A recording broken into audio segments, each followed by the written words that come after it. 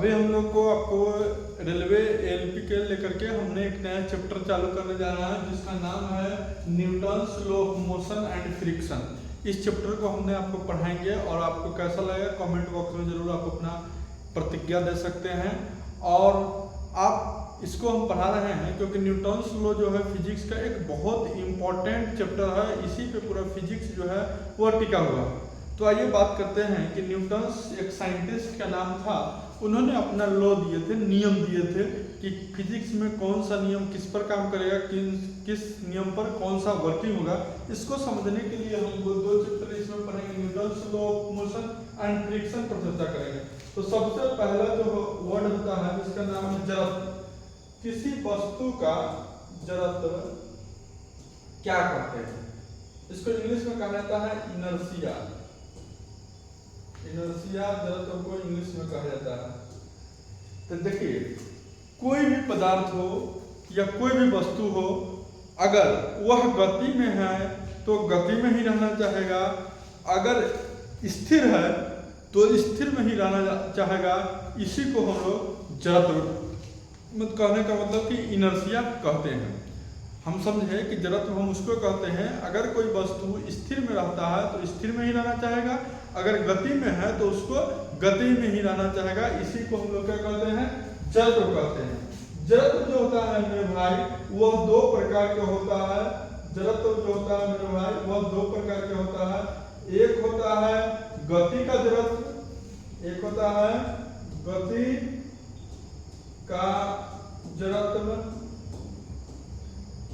और दूसरा जो होता है वो होता है विराम का जड़त्व। क्या होता है, विराम का जड़त्व। क्लियर? हम लोगों ने जड़त्व को समझा और जड़त्व के बारे में, जड़त्व टू टाइप का होता है, एक होता है गति का जड़त्व और एक क्या होता है विराम का जड़त्व। अब हम समझते हैं कि गति का जड़त्व किसे कहा जाता है। तो गति का जड़त्व हम उसको कहते हैं, कोई वस्तु अगर गति में है, क्या है, गति में है तो गति में ही रहेगा, उसी को हम लोग क्या कहेंगे, गति का जड़त्व कहेगा। अगर कोई वस्तु स्थिर है तो वह स्थिर ही रहना चाहेगा, उसे हम लोग क्या कहेंगे, विराम का जड़त्व कहेंगे। क्लियर हुआ? जड़त्व होगा, जड़त्व का मीनिंग हुआ कि जो वस्तु गति में है उसे गति में रहना होगा, या स्थिर है तो स्थिर में रहना होगा। उसी का दो नियम आया, एक जड़त्व का नियम, एक क्या चीज, गति का नियम। क्लियर है आंसर? अब आगे हम लोग चलने जा रहे हैं जिसका नाम है कि बताइए गति का जड़त्व और विराम के जड़त्व में सबसे ज्यादा किसका होता है। गति का जड़त्व जो होता है, गति का जड़त्व विराम के जड़त्व से ज्यादा होता है। ऑब्जेक्टिव क्वेश्चन होता है, विराम का जड़त्व ज्यादा होता है। याद रखिएगा, गति का जड़त्व जो होता है वो हमेशा विराम के जड़त्व से अधिक होगा। आपको ऑप्शन इसी प्रकार से रहेगा, लिखा हुआ नहीं रहेगा। दूसरा क्वेश्चन पूछता है कि जड़त्व से हमें कौन सा फॉर्मूला निकला। तो हम लोग जड़त्व इनर्शिया को डिनोटेट करते हैं कैपिटल से आई से। तो आई इक्वल टू जो होता है वह होता है एम आर स्क्वायर। एम कहने का मतलब कि मास, आर कहने का मतलब कि रेडियस। तो एम आर स्क्वायर जो हुआ। तो सेकंड क्वेश्चन पूछता है कि बताइए जड़त्व जो है किन किन बातों पर निर्भर करता है। तो जड़त्व में देख रहे हैं कि जड़त्व के फॉर्मूला में ही एम है और क्या है, आर है, एम और आर है।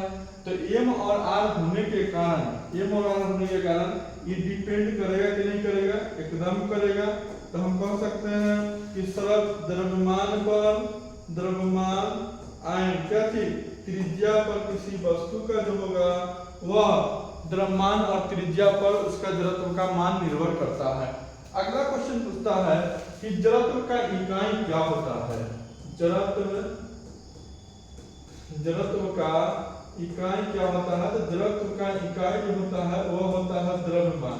कहने का मतलब यह हुआ कि जिस वस्तु का m का वैल्यू ज्यादा होगा, कहने का मतलब कि I का वैल्यू उस वस्तु का ज्यादा होगा।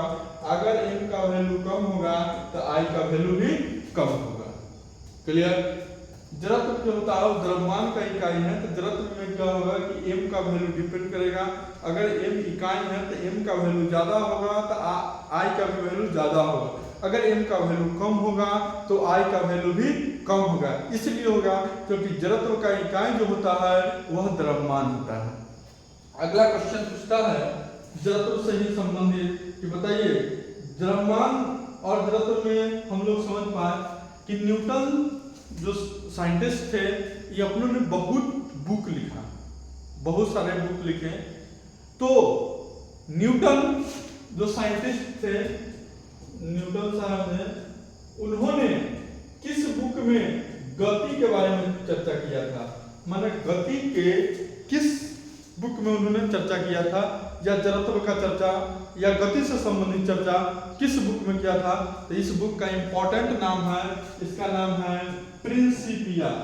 प्रिंसिपिया एक बुक का नाम है, ध्यान दीजिए किसी का नाम नहीं है, यह एक बुक का नाम है जो 1687 ईस्वी में, 1687 ईस्वी में इन्होंने क्या किया, इस बुक को लिखा था।